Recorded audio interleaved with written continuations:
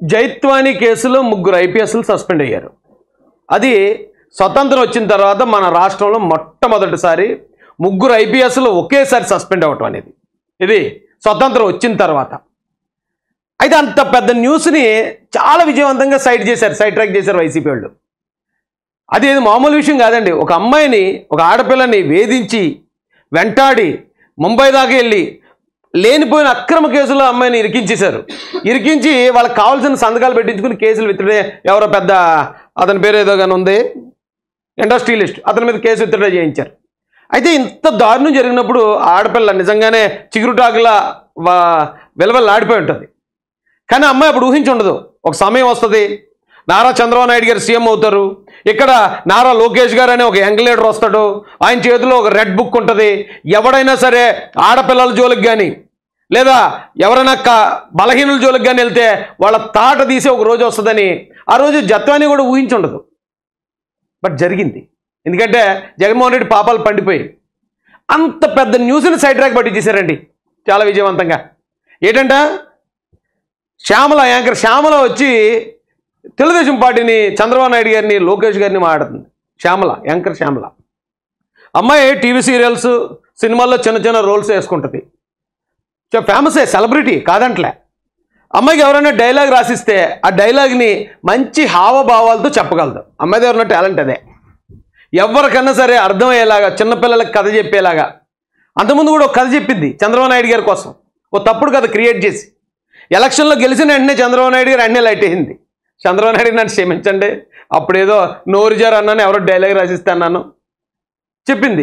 మళ్ళీ ఇప్పుడు ఏదో ఉంది, మళ్ళీ కొన్ని రోజులకు రియలైజ్ అవుతుంది, మళ్ళీ క్షమాపణ చెప్తుంది. ఆ అమ్మాయి గురించి అంత టాపిక్ ఎందుకండి? ఇప్పుడు ఏంటి శ్యామల గారు అంటే ఏంటి, అమ్మాయి ఏంటి? ఇప్పుడు అమ్మాయి ఒక 2 మాటలు విమర్శలు చేస్తే, ఎవరో ఇచ్చిన స్క్రిప్ట్ చదివి చెప్పేస్తే ఏమండి మనం ఉమ్మేస్తే ఆకాశం మీద పడుతుందా? అలాగే శ్యామల ఉమ్మేస్తే అవునా, తిరిగి మళ్ళీ శ్యామల ముఖం మీద పడుతుంది. ఎందుకంటే శ్యామల ఏమన్నదండి, ఒకసారి దాట్ల గురించి కూడా మాట్లాడదాం. తర్వాత ఇంకో విషయం ఒకటి ఉందండి, అది కూడా చెప్తాను మీకు. శ్యామల గారు మాట్లాడండి, ఇక్కడ పెట్టండి.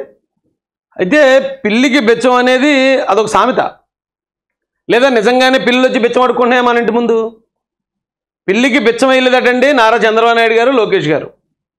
మరి వీళ్ళ ఇంట్లో నుంచి పిల్లల్ని ఏమైనా పంపించిందో, లేకపోతే పిల్లలు ఏమైనా వీళ్ళకి బంధువులు, మరి నాకైతే తెలియదు. కానీ అసలు అలాంటి సామెతకి ఇంత పెద్ద మ్యాటర్కి ఇప్పుడు ఈ అమ్మాయి ఇలాంటి చిన్న చిన్న సామెతలు, చిన్న చిన్న పెట్టకథలు చెప్పుకుంటుంది. అలాంటి పిల్లల్ని తీసుకొచ్చి ఇంత పెద్ద రాజకీయం నెత్తిమే పెట్టాడు జగన్ రెడ్డి. పెట్టేస్తే పాపం అమ్మాయి ఇది కూడా ఆ పెట్టకథలు చెప్పుకోవడం అనుకుంటుంది. పిల్లికి కూడా బెచ్చం వేయలేదటండి ఎప్పుడు చంద్రబాబు నాయుడు గారిని, నారా లోకేష్ గారిని. మరి జగన్మోహన్ రెడ్డి ప్రతిరోజు పిల్లల్ని వరుసగా నిలబెట్టి పొలవమని బెచ్చం వేసేస్తున్నట్టున్నాడు. నాకు అర్థం కాలేదు, బాగా నవ్వుతారు. ఈ అమ్మాయి ఇప్పుడు వంట వరపు కార్యక్రమం ఉంటుంది, లేదా ఏదన్నా మంచి వంట చేస్తూ దాన్ని వీడియో తీసి పెట్టుకుంటూ ఉంటారు, అలా చెప్తుంది. ఇప్పుడు ఆ అమ్మాయి మీద కూడా అంత టైం కేటాయించడం ఎందుకండి? ఈ అమ్మాయి కౌంటర్లు ఎందుకండి? ఇప్పుడు ఏం ఇంపాక్ట్ ఉంది? శ్యామల వచ్చి ఇప్పుడు ఇలా మాట్లాడింది, ఏంటి దానివల్ల నష్టం ఏంటి? ఏదో ఆడపిల్ల ఏదో మాట్లాడుకుంటుందా, సర్లే ఏదో అధికార ప్రతినిధి అన్నాడట, సరే దాని గురించి చెప్పు, వదిలేయాలి. ఇలాంటివి ఇలా ప్రతిదానికి పొలవమని మనం ఇలాంటి వాళ్ళకి కూడా ఈ పాలిటిక్స్లో మనం కౌంటర్లు ఇచ్చేసి అయ్యి బాబోయ్ వద్దండి బాబు అంత టైం వేస్ట్ ఎందుకండి, పెద్ద మ్యాటర్ని సైడ్ ట్రాక్ పట్టించేస్తున్నారు. కరెక్ట్గా ఈ అమ్మాయిని ఇప్పుడు సీన్లో దింపడానికి కూడా అదే కారణం. వెళ్ళి శ్యామల అమ్మ అర్జెంట్కి ఇది ఒక స్క్రిప్ట్, ఇది పెట్టే, నువ్వు మొత్తం జనం అందరూ నీ వైపు టర్న్ అయిపోతారు, అసలు మ్యాటర్ గాలిపోద్ది. బేబే అంత పట్టించుకునే అంత వ్యక్తి అయితే కాదు శ్యామల. అమ్మాయి కోసం అంత టైం వేస్ట్ చేయడం అనవసరం అండి. ఇది నేను నిక్కర్లు వేసుకుంటున్నప్పటి నుంచి చెప్తున్నారండి. 2 ఎకరాల నుంచి 2 లక్షల కోట్లు సంపాదించారు చంద్రబాబు నాయుడు గారని. మొన్న కేసు పెట్టాడు జగన్ రెడ్డి, 319 కోట్లు ఆయన అక్రమం చేశాడు అని. దాన్ని కూడా ప్రూవ్ చేయలేపారు. ఆయన 14.5 సంవత్సరాలు సీఎంగా ఉన్నాడు, దాదాపు 10 సంవత్సరాలు ఎంతో ఆయన ప్రతిపక్షంలో ఉన్నాడు. 40 సంవత్సరాల రాజకీయ చరిత్రలో ఆయన ఎమ్మెల్యేగా, మంత్రిగా, ముఖ్యమంత్రిగా, ప్రతిపక్ష నాయకుడిగా 40 సంవత్సరాలు పనిచేశాడు. ఇప్పుడు మళ్ళీ ఆయన ముఖ్యమంత్రి అయ్యాడు అంటే 20 సంవత్సరాలు ఏకదాటిగా ముఖ్యమంత్రి చేసిన రికార్డు ఇక్కడ ఆంధ్రాలో. 20 సంవత్సరాలు ఇంకొకరు ఎవరు లేరు ముఖ్యమంత్రి ఇక్కడ. ఆంధ్రప్రదేశ్లో రికార్డు సృష్టించాడు. సౌత్ ఇండియాలో కూడా మరొకరు లేరనుకుంటా, ఆయన ఎవరో కరుణానిధి గారు 20 అనుకుంటా, ఈయన ఎవరో జయలలిత గారు 18 సంవత్సరాలు అనుకుంటా. 20 సంవత్సరాలు ఓ సౌత్ ఇండియన్, అది కూడా రీజనల్ పార్టీగా ఇప్పటి వరకు 20 సంవత్సరాలు దాటి నేషనల్ పార్టీలోనూ చేశారు, కాంగ్రెస్ పార్టీలోను, సిపిఎంలోను, ఇలాంటి నేషనల్ పార్టీల్లో వ్యక్తులు చేశారు తప్ప తన స్వశక్తితో రీజనల్ పార్టీ ఏర్పాటు చేసుకుని తన స్వశక్తితో ఇంత కేడర్ని నిర్మించుకుని స్వశక్తితో 20 సంవత్సరాల ముఖ్యమంత్రి రికార్డు ఇది. ఈ రోజున కేంద్రంలో కూడా చక్రం తిప్పే స్థాయిలో ఉన్నాడు ఆయన. అలాంటి వ్యక్తి మీద టుపుక్మని పొరు చెల్లేస్తారండి. ఏదో పక్కింట్లో అమ్మాయిని ఏదో అనేసినట్టు, లేకపోతే మన ఇంట్లోకి వచ్చిన పని మనిషి మీద డైలాగ్ వేసినట్టు చాలా చాలా సింపుల్గా, చాలా బుజ్జిగా, చాలా క్యూట్గా మాట్లాడుతుంది. ఇలాంటి అమ్మాయి గురించి ఎందుకని మనం టైం వేస్ట్ చేయటం? ఈ అమ్మాయిని మనం కౌంటర్ చేయక్కర్లే, ప్రజలకి విషయం చెప్తే చాలు. ఏదైతే స్క్రిప్ట్ వచ్చిందో యాజ్ ఇట్ ఈజ్ ఆ స్క్రిప్ట్ని మంచి హావభావాలతో చక్కగా ప్రదర్శించింది. అయితే అందులో వాస్తవాలు అనే లేదని ప్రజలకు తెలుసు. 319 కోట్లు నిరూపించలేకపోయారు, 2 లక్షల కోట్లు అని చెప్పేస్తున్నారు ఈ అమ్మాయితోటి. పాపం ఆ పిల్లకేమో తెలీదు. ఆ స్క్రిప్ట్ ఏదో వస్తే చదివేయటమే, అదే నేను అధికార ప్రతినిధిని, అదే నా డ్యూటీ అనుకుంటుంది. ఒక్క నిమిషం అమ్మా, కొంచెం గ్యాప్ మాకు. ఇప్పుడు ఏమంటుందంటే, చంద్రబాబు నాయుడు గారు, లోకేష్ గారు ఏం చేశారు, మీరు ఏమైనా చేశారు అసలు, మా జగన్మోహన్ రెడ్డి చేశాడు అంటుంది. పాపం పసిపిల్ల ఏం తెలియదు కదండి. అమ్మ శ్యామల, నువ్వు పని చేయి, నువ్వు తిన్నగా వంట చేసుకున్న తర్వాత ఆ వంటని వీడియో తీసుకుని నువ్వు యూట్యూబ్లో పెట్టేసుకున్న తర్వాత నువ్వు తిన్నగా వెళ్ళి ల్యాప్టాప్ ఓపెన్ చేయి. ల్యాప్టాప్ ఓపెన్ చేసి అక్కడ ఎన్టీఆర్ ట్రస్ట్ అని కొట్టు. ఎన్టీఆర్ ట్రస్ట్ అని కొడితే వాళ్ళు చేస్తున్న వందలాది కార్యక్రమాలు, వేలాది సహాయ కార్యక్రమాలు, ఎంతమందిని వాళ్ళు స్కాలర్షిప్లు ఇచ్చి చదివిస్తున్నారో, ఎంతమందికి వాళ్ళు ఇతర రకరకాలుగా సహాయపడుతున్నారో, ఎంతమంది రోగులకు సహాయపడుతున్నారో, కొన్ని వేల లక్షల మంది ఓపెన్ అవుతారు అక్కడ. నీకు తెలీదు, తెలియని దానివి తెలియనట్టు వాళ్ళు ఏది ఇస్తే చదివేస్తే నిజంగా నువ్వు మళ్ళీ ఐటమ్ అయిపోతావు. మళ్ళీ 2 చేతులు జోడించి నేనేదో తెలియక తప్పు చేశానండి, నన్ను క్షమించండి అనాల్సిన పరిస్థితి వస్తుంది. అన్నిసార్లు క్షమాపణలు చెప్పినా జనం కూడా యాక్సెప్ట్ చేయరు. బసవతారకం క్యాన్సర్ హాస్పిటల్ అని ఒక హాస్పిటల్ ఉంది. నేను చెప్పి 2 చెప్తాను, ఎక్కువ చెప్పను. అవన్నీ ఆయన 40 సంవత్సరాల జీవిత చరిత్ర చెప్పాలంటే ఈ లోపల నువ్వు ముసల్దానం అయిపోతావు. కాబట్టి బసవతారకం హాస్పిటల్ ఉందండి, క్యాన్సర్ హాస్పిటల్. ఒకసారి అక్కడికి వెళ్ళి చూడు. అక్కడ ఎంతమంది చిన్నపిల్లలకి ఎలాంటి వైద్యం అందుతుంది, ఎలాంటి సహకారం అందుతుంది. క్యాన్సర్ అంటే అసలు అది క్యాన్సర్ అని అర్థం. ఇంకా కేసు సాధారణమైన ప్రజలు, మధ్యతరగతి ప్రజలు ఎవరు చేయించుకోలేరు. ఒకసారి బసవతారకంకి వెళ్ళి చూడు. బసవతారకంలో ఉన్న ఎవరైతే ఉన్నారో వాళ్ళకి ఎన్టీఆర్ ట్రస్ట్ భవన్ నుంచి ఎంత అందుతుందో చూడు. ఇంకా చెప్పాలంటే గత ప్రభుత్వ హయాంలో డైరెక్ట్గా ఇచ్చింది.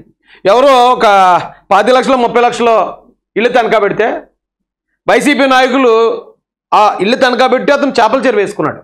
ఆ చేపల చెరువు నువ్వు వేయడానికి వీల్లేదని వైసీపీ రెడ్లు అక్కడ అతన్ని రకరకాలుగా ఇచ్చి ఆ చెరువు నుంచి అతను దూరం చేస్తే సూసైడ్ చేసుకున్నాడు. ఆ 10 లక్షలు 30 లక్షలు ఎట్టి ఆ ఇల్లు ఇడిపించి ఆ భార్య పిల్లలకి ఇస్తారు లోకేష్ గారు పట్టుకెళ్ళి. గూగుల్లో కొట్టు, ఎట్ట కొడితే అట్టు వచ్చేది. సుబ్రహ్మణ్యాన్ని చంపేశారు, డ్రైవర్ సుబ్రహ్మణ్యాన్ని. ఆ ఫ్యామిలీకి వాళ్ళకి కావాల్సిన అన్ని వసతులు అన్ని రకాలుగా కూడా తెలుగుదేశం పార్టీ వాళ్ళకి సహకరించింది. కావాలంటే వాళ్ళ దగ్గర ఒక అడ్వకేట్ ఉన్నాడు, ఆయన అడుగు చూడు.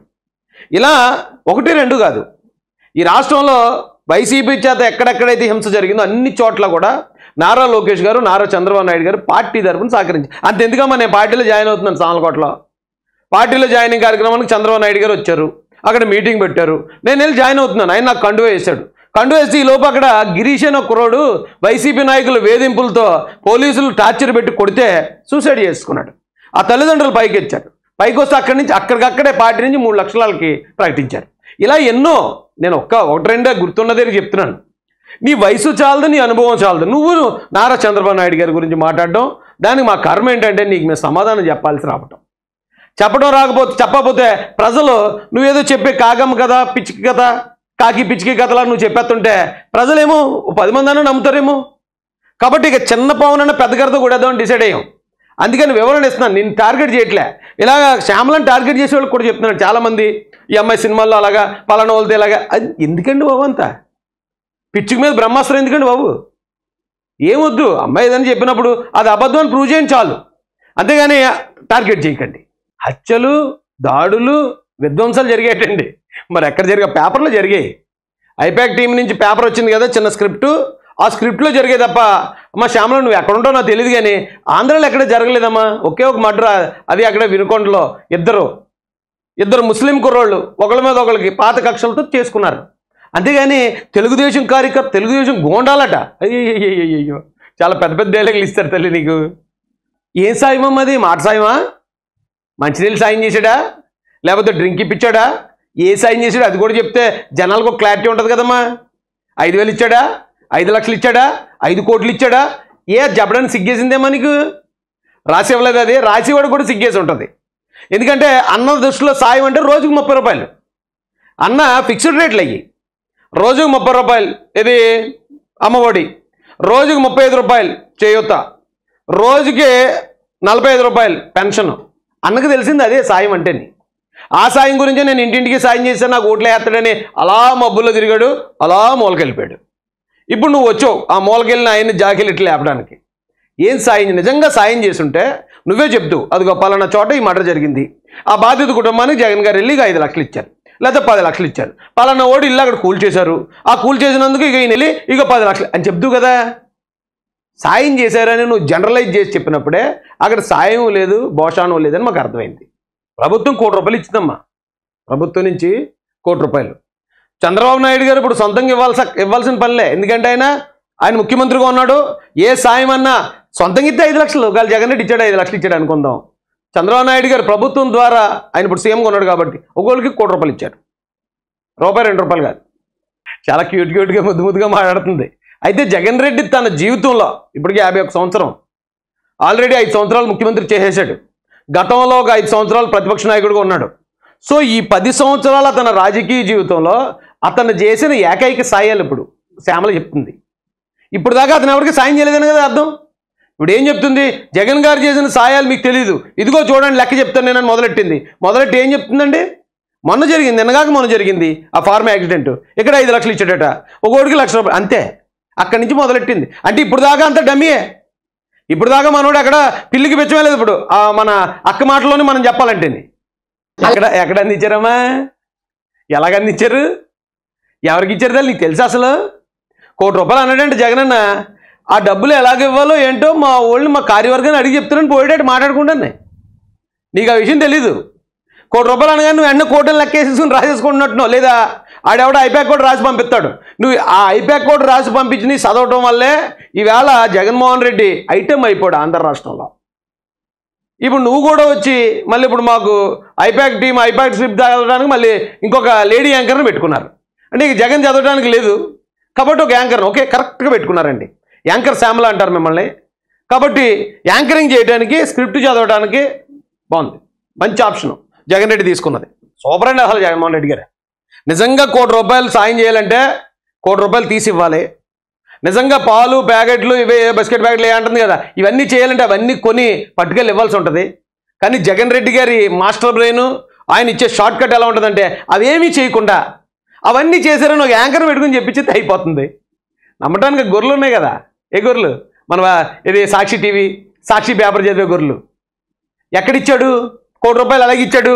సీఎం రిలీఫ్ ఫండ్కి ఇచ్చాడా, లేకపోతే అక్కడ ఏదైనా స్వచ్ఛంద సంస్థకి ఇచ్చాడా? ఎవరికి ఇచ్చాడు? అది ఎవరు అడగరు. అది అడగాలమ్మా. ఎందుకంటే మొన్న ఎవరు కళ్యాణ్ జ్యువెలర్స్ డబ్బులు ఎవరికి ఊరికే రావు అంటాడు ఒక ఆయన వచ్చి. ఆయన 1 కోటి రూపాయలు పట్టుకెళ్ళి ఇంత పెద్ద చెక్ ఇచ్చాడు ఎవరికి? డైరెక్ట్గా సీఎం గారికి. లేదా ఒకవేళ సీఎం దగ్గరికి వెళ్ళడానికి జగన్ రెడ్డికి భయం, లొకేషన్ చూస్తే గడగడ వణికిపోతాడు అనుకుందాం. పోనీ ఎవరికి వాళ్ళకి ఇవ్వచ్చు కదా. అక్కడ ఎవరికన్నా ఇచ్చి కనీసం ఫోటో 10 రూపాయలు ఇస్తే నువ్వు 5 లక్షలు ఇస్తే 10 సార్లు చెప్తున్నావా? మరి 1 కోటి రూపాయలు ఇచ్చి జగన్ రెడ్డి చెప్పకుండా ఉంటాడా? ఇంకా ఇలాంటి అబద్ధాలు చెప్పే మనం మనుగడ సాగించాలంటే శ్యామల ఏ అప్ప స్కూల్ అమ్మా? వెంకటప్ప స్కూలా? ఎక్కడుంది తెలియదు. అసలు జగన్ రెడ్డి గారు ఆస్తి ఎంతో తెలుసా? అనాథరైజ్డ్గా 2019కి ఆయన అంటే అప్పుడు ముఖ్యమంత్రి అవ్వకముందే 1,00,000 కోట్లు ఆయన ఆస్తి. దాదాపుగా 43,000 కోట్లు అని చెప్పి అటాచ్ చేసిన ఆస్తుల విలువ 43,000 కోట్లు అయినాయి. ఇప్పుడు ఆయన ప్రతిపక్ష నాయకుడిగా ఉన్నప్పుడు అంటే వాళ్ళ నాన్న సీఎంగా ఉన్నప్పుడు సంపాదించిన ఆస్తి అది. ఇప్పుడు డైరెక్ట్గా ఆయనే సీఎం అయ్యాడు 5 సంవత్సరాలు. ఈ 5 సంవత్సరాల్లో ఆంధ్ర రాష్ట్రానికి చెందిన లెక్కర్ బిజినెస్ మొత్తం అతనే చేసుకున్నాడు. ఆంధ్ర రాష్ట్రానికి చెందిన శాండ్ బిజినెస్ మొత్తం అతనే చేసుకున్నాడు. ఆంధ్ర రాష్ట్రానికి చెందిన మైనింగ్ బిజినెస్, మట్టి కానీ లేకపోతే మైన్స్ కానీ ఇవన్నీ కూడా అతనే చేసుకున్నాడు. వీటితో పాటు ఇళ్ల స్థలాలు మేము పంచిపెడుతున్నాం పేద ప్రజలకి అని చెప్పి 5 లక్షల ఉన్న ఎకరాన్ని 35-40 లక్షలకి కొనిపించాడు. గవర్నమెంట్ డబ్బుతో కొన్నాడు. కొని ఆ మిగిలిన 35 లక్షల్లో మరి ఎంత కేసుకున్నాడో ఇక దేవుడికే ఎరక. అదొకటే కాదు, నేను 2,50,000 కోట్లు పనిచేసాను అంటున్నాడు. ఎవరికి ఇచ్చాడు? ఎవరు చూస్తాడు లెక్కలు వెళ్ళి? 80 లక్షల మంది లబ్ధిదారులు అన్నాడు. ఆ 80 లక్షల మంది ఎవరు మనం వెరిఫై చేయడానికి ఆ వెరిఫై చేయడానికి వెళ్ళినాడు ముసలాడు అయిపోతాడు. 80 లక్షల అకౌంట్లు అన్నాడు. ఆ అకౌంట్లన్నీ కరెక్టే కాదు, ఎవడు వెరిఫై చేశాడు? ఇలా ఆయన దాదాపుగా 6 లక్షల కోట్లు సంపాదించాడని పబ్లిక్ టాక్ అమ్మ. 6 లక్షల కోట్లు. 6 లక్షల కోట్లతో వెంకటప్ప స్కూల్ని దత్తత తీసుకున్నాడా? అబ్బా, అంత పెద్ద పని చేశాడా? వెంకటప్ప స్కూల్ అంటే ఎవరికీ తెలియని పేరు ఇది. వెంకటప్ప స్కూల్ అంటే అది మనకు తెలియదు, అయితే అక్కడ ఉండే ఉంటుంది అనుకోవాలని అని రాసి ఇచ్చారు అయిపోయాళ్ళు. యాంకర్ గారు వచ్చి చదివేస్తున్నారు. పాదయాత్రలోను ఓదార్పు యాత్రలోను ఉద్యోగాలకు వెళ్ళడానికి దారి చూపించాడా? అసలు ఆ యాత్ర చేసుకోవడానికి ఇతను దారి చూసుకునేవాడు, అది తెలుసు అందరికీ. మరి ఇతను దారి చూపించింది ఎవరికి చూపించాడు? అసలు ఎలా దారి చూపించగలడు ఓ ప్రతిపక్ష నాయకుడు? ఒకవేళ అతనైనా ప్రభుత్వంలో ఉంటే, లేదు ముఖ్యమంత్రిగా ఉన్నాడు కాబట్టి ఇగో 2 లక్షల మందికి 5,000 రూపాయలు చెప్పిన గ్రామ నౌకర్లు వాలంటీర్ అని పేరు పెట్టి తీశాడు, ఓకే. కానీ ఇతను పాదయాత్ర ఓదార్పు యాత్ర చేసినప్పుడు ఎవరికి అసలు ఉద్యోగాలు ఎలాగ ఇవ్వగలడు? అతను రాశారు, ఇప్పుడు చదివింది. అవును, విద్యార్థులు ఉన్నత స్థాయిలో ఉన్నారంటే అంటే ఏంటంటే దాని అర్థం 1వ తరగతి విద్యార్థి 2వ తరగతిలోకి వెళ్ళి ఉన్నత స్థానంలో ఉన్నాడా? లేదా 2వ తరగతి విద్యార్థి 5వ తరగతిలోకి వెళ్ళి ఉన్నత స్థానంలోకి వెళ్ళాడా? నాకు తెలిసి ఇతను వచ్చిన తర్వాత ఒక గవర్నమెంట్ ఉద్యోగం తీయలేదు, ఒక కొత్త ఇండస్ట్రీ రాలేదు. మరి విద్యార్థులు, చదువుకున్న విద్యార్థులు, నిరుద్యోగులు వాళ్ళు ఉన్నత స్థానాలకు ఎలా ఎగబాకారో మరి నాకు ఎప్పటికీ అర్థం కావట్లే. నువ్వు స్క్రిప్ట్ చూసి చదివేటప్పుడు కాస్త ఆలోచించి ముందు వెనక ఆలోచించి చదువమ్మా, లేకపోతే నీ క్రెడిబిలిటీ దెబ్బతినేస్తుంది కదా. రేపు పొద్దున్న నిజంగానే నువ్వు ఏ టీవీలోనూ యాంకర్గానో న్యూస్ రీడర్గానో జాయిన్ అవుతావు, నువ్వు చెప్పేది అబద్ధాలు అనుకుంటారు కదా జనాలు. ఎందుకు క్రెడిబిలిటీ ఇలా నాశనం చేసుకుంటున్నారు మీరు? అదే ఆ స్టైల్ నచ్చే జగన్ రెడ్డి ఆవిడ పెట్టాడు. చూసారండి ఎంత క్యూట్గా, నిజంగానే అడుగుతున్నట్టు అనమాట. అంటే వీళ్ళకి ఒక సీన్ ఇచ్చారనుకోండి సినిమాలో, వాళ్ళకి ఒక సీన్ ఇచ్చి, అమ్మా ఇదిగో సీన్, ఇదిగో ఇక్కడ నీ భర్తకి యాక్సిడెంట్ అయింది, నువ్వు యాజ్ ఇట్ ఈజ్ యాక్ట్ చేయాలంటే నిజంగా భర్తకి యాక్సిడెంట్ అయితే ఎలాగా ఒక మహిళ ఎడుతుందో అలా దింపేస్తారు వీళ్ళు. అలాంటి టాలెంటెడ్ని జగన్ రెడ్డి ఇప్పుడు మళ్ళీ కొత్త శక్తులను ఉపయోగిస్తున్నాడు. ఎందుకంటే పాత వాళ్ళందరినీ తరిమేశాడు. ఇప్పుడు సజ్జల భార్గవ రెడ్డి కానీ, ప్రశాంత్ కిషోర్ కానీ, ఇలాంటి వాళ్ళందరినీ తరిమేశాడు. ఎందుకంటే ఇంకా అలా మొత్తం ఏదో సినిమాలో మైజోబ్ అంటాడు, మా వాడకం మామూలుగా ఉండదు, పీల్చి పిప్పి చేస్తామని, అలా పీల్చి పిప్పి చేసాడు వాళ్ళని. ఇప్పుడు కొత్త ప్రోడక్ట్ని దింపాడు. ఈ కొత్త ప్రోడక్ట్ ఏంటంటే ఇంకా క్యూట్గా జనాలకి ఇంకా అర్థమయ్యేలా అబద్ధాలు చెప్పడానికి పెట్టుకున్నాడు. కానీ ఇప్పుడు ఏం ఎలక్షన్లు ఉన్నాయి? 5 సంవత్సరాల దాకా ఎలక్షన్లు రావు కదా.